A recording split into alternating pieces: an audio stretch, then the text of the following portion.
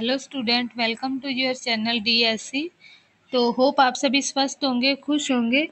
तो इस वीडियो में हम आप सभी को पता है कि आपके अभी एग्ज़ाम ख़त्म हो गए हैं। तो अभी आपके एक्सटर्नल जो प्रैक्टिकल्स हैं वो होने वाले हैं, जिसमें कि आपका इम्पोर्टेंट जो होता है आपका फाइनल लेसन प्लान, ठीक है, और वाइवा। ठीक है, वाइवा के बारे में भी हम नेक्स्ट वीडियो में बात करेंगे कि वाइवा में किस प्रकार के जो क्वेश्चन है वो पूछे जाते हैं।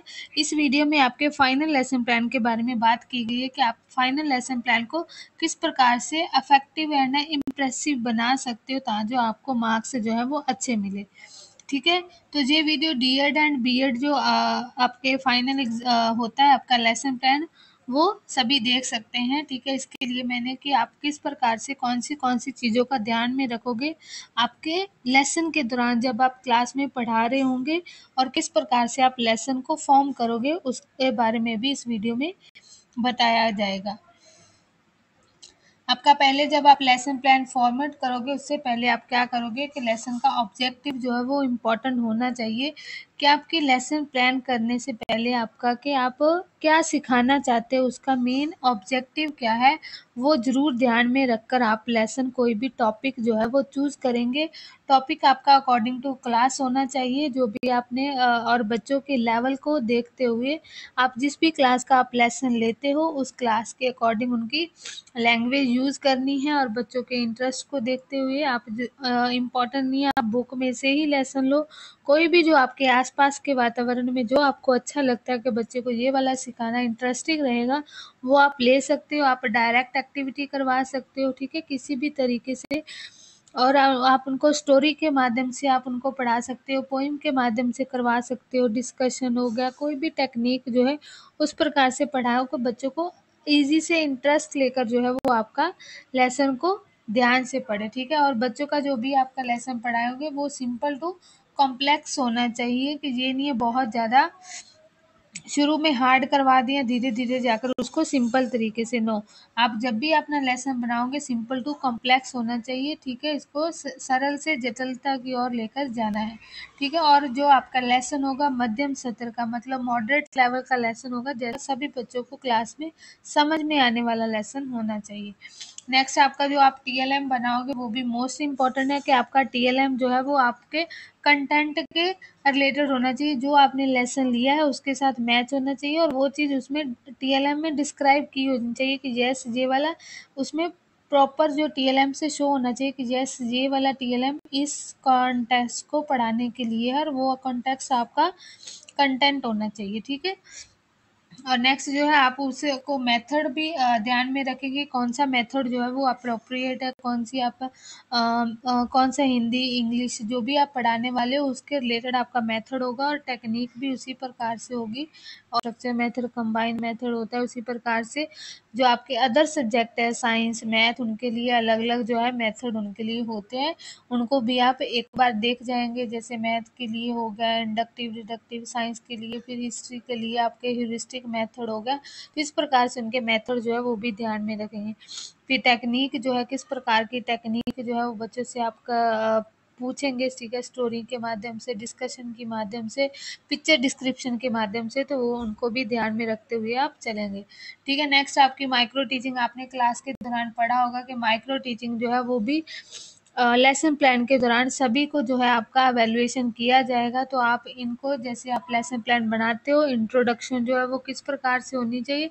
इंट्रोडक्शन के लिए आपको पता है आप 3 क्वेश्चन जो है वो मेन पूछे जाते हैं। डायरेक्ट क्वेश्चन बच्चों से पूछना है, जो भी आपका कंटेंट है उसके रिलेटेड जिसका बच्चे आंसर दे सके।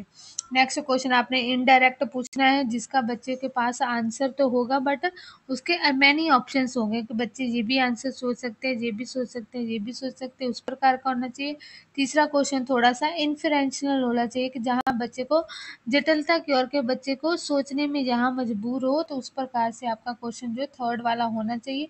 फिर आप इंट्रोडक्शन पे आप उसको निकाल सकते हो। फिर बच्चों को आप इसी प्रकार से जो प्रॉबिंग क्वेश्चन होते हैं बच्चे से क्वेश्चंस के माध्यम से आप उनको पूछ सकते हो, आप उनके कंटेंट के रिलेटेड उनको आ सकते हो। नेक्स्ट आपका प्रेजेंटेशन स्किल, फिर आपका जो भी आपने उसको टॉपिक दे दिया, फिर आपकी प्रेजेंटेशन जो मोस्ट इम्पॉर्टेंट है, सबसे ज़्यादा मार्क्स आपकी प्रेजेंटेशन के ही आते हैं आपके लेसन प्लान में, तो इसको ज़रूर जो है अच्छे से प्रिपेयर कर जाइएगा। आपके जो साइन लैंग्वेज है, जो भी आपको साइन में किसी भी प्रकार के जो है जो वर्ड्स आते हैं उसके साइन भी रेडी कर जाइएगा, ठीक है। साइन लैंग्वेज में आपको करवाना है, कॉन्फिडेंस से करवाइएगा सभी चीज़ों को। किसी भी चीज़ की ज़रूरत हो, किसी की हेल्प की ज़रूरत हो, तो आप इसमें कमेंट बॉक्स पर आप इसको अपलोड लिख सकते हैं, ठीक है। आपकी वो ज़रूरत को फुलफ़िल किया जाएगा, ठीक है। आप कमेंट ज़रूर करिएगा, किसी भी साइन के रिलेटेड या किसी भी चीज़ की ज़रूरत हो तो आप इसमें मेंशन कर सकते हो, ठीक है। तो प्रेजेंटेशन जो आपकी मोस्ट इम्पॉर्टेंट है, उसमें बच्चे को एक्सप्लेन करना, ठीक है। सिंपल साइन जो है आप याद करके जाइएगा कंटेंट के रिलेटेड। अगर आपको साइन के रिलेटेड भी कोई भी जानकारी चाहिए होगी तो आप कमेंट बॉक्स में छोड़ सकते हो, ठीक है। तो आपकी उस नीड को ध्यान में रखते हुए उसकी वीडियो रिलेटेड जो है वो अपलोड कर दी जाएगी। नेक्स्ट आपकी black board skill, most important black board thing जो स्किल होती है, मोस्ट ऑफ द बच्चे जो है वो भूल जाते हैं, ब्लैक बोर्ड का यूज़ नहीं करते।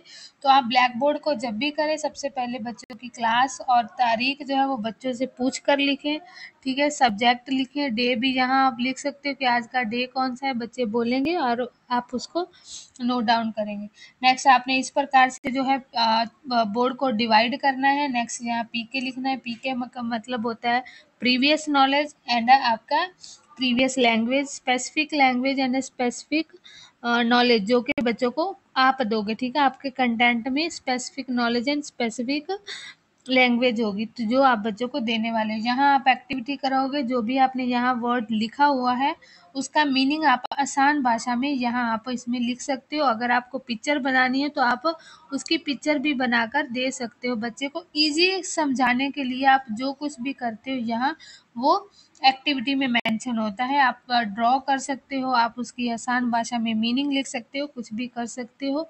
यहाँ आपका मोस्ट इम्पॉर्टेंट जो है आपका बोर्ड एक्टिविटी होती है और इसको ऐसे ही बांटा, ठीक है। इसको ध्यान में रखेंगे। और जब भी आप असेसमेंट करने लगे तो असेसमेंट के दौरान ये भी रखें कि असेसमेंट के दौरान आपका बोर्ड जो है एकदम क्लीन होना चाहिए, ठीक है। करिएगा, एवी होता है आपका ऑडियो विजुअल एड्स, ठीक है। आप पीपीटी के माध्यम से ऑडिटरी कुछ भी सुनाकर जो है अपना कंटेंट की शुरुआत कर सकते हैं। जब बच्चों को वीडियो विजुअल तरीके से कोई भी चीज़ें जो है आप ऑडियो विजुअल तरीके से जब आप बताते हो तो बच्चे जो है वो और ज़्यादा एक्टिव होकर आपके लेसन प्लान में इंटरेस्ट लेते हैं और आपको ध्यान से सुनते हैं। नेक्स्ट आपकी रीफोर्समेंट स्किल, इसको भी ध्यान में रखिएगा। रीफोर्समेंट स्किल जो आप पॉजिटिव तरीके से ही देनी है। अगर बच्चे आपको आंसर रिप्लाई देते हैं तो उनको क्लैपिंग करना है, उनको गुड बोलना है, वेरी गुड बोलना है, एक्सीलेंट बोलना है। और आपके एक्सप्रेशन जो है वो ज़्यादा से ज़्यादा, अगर आपको साइन मान लो थोड़े कम आते तो आपके एक्सप्रेशन इतने अच्छे होने चाहिए कि बच्चों को वो चीज़ लगे कि हाँ, और टीचर भी जो आपको देखने वाला हो रहा है, एग्जामिनर जो है वो भी आपके एक्सप्रेशन को देखकर बहुत अच्छे जो है मार्क्स दे सकता है। साइन भी आप उन जो भी आपका कंटेंट है उसको याद करके जाइएगा, साइन लैंग्वेज ऑल्सो, ठीक है। मैनेजरल स्किल के क्लास को मैनेजमेंट करने की भी स्किल आपके पास अच्छी होनी चाहिए, उसके भी मार्क्स जो है वो दिए जाते हैं, रखते हुए जो है क्लास को कंट्रोल करना है, मैनेज करना है।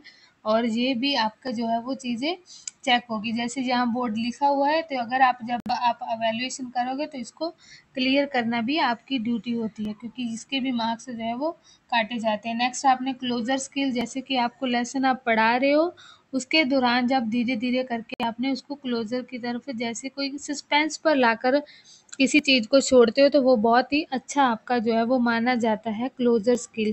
कि मान लो कोई स्टोरी करा रहे हो तो नेक्स्ट दिन क्या होने वाला है, जिससे बच्चों को सस्पेंस बढ़े कि हाँ कल हम इस स्टोरी को देखेंगे, तो वो आपकी क्लोजर स्किल बेस्ट मानी जाती है। तो उसको भी ध्यान में रखकर जो है आप बनाएंगे अपना लेसन प्लान। और नेक्स्ट आपकी एवेल्यूएशन है। एवेल्यूएशन के दौरान आपको जैसे बताया गया है, आप बोर्ड वर्क, आपने जो भी कंटेंट आपने चार्ट पे लिखा है, जहाँ पीपीटी लगाई हुई है, उस सबको बंद करके साफ करके अपना ब्लैक बोर्ड, तो फिर आप जो है एवेल्यूएशन बच्चों का करेंगे, ठीक है। एवेल्यूएशन आप चार्ट पर भी कर सकते हो, बच्चों के ऑरल भी करवा सकते हो, डिस्कशन भी करवा सकते हो कि जो आपने पढ़ाया है वो बच्चे को समझ में आ गया है, कहीं कोई डाउट तो नहीं है। उसके लिए एवेल्यूएशन मोस्ट इम्पॉर्टेंट होता है, तो इस प्रकार से आप एवेल्यूएशन करेंगे।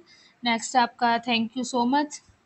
अगर आपको कोई भी डाउट रह गया हो किसी भी तरह का, आप जो है आपको पता है डीएससी चैनल है आपका बना हुआ है, इसमें जाकर किसी भी वीडियो में या इसी वीडियो के नीचे आप कमेंट कर सकते हो कि आपको किसके रिलेटेड जो है नेक्स्ट वीडियो चाहिए, और उसके रिलेटेड जो है आपको वीडियो जो है प्रोवाइड करने की पूरी पूरी कोशिश की जाएगी।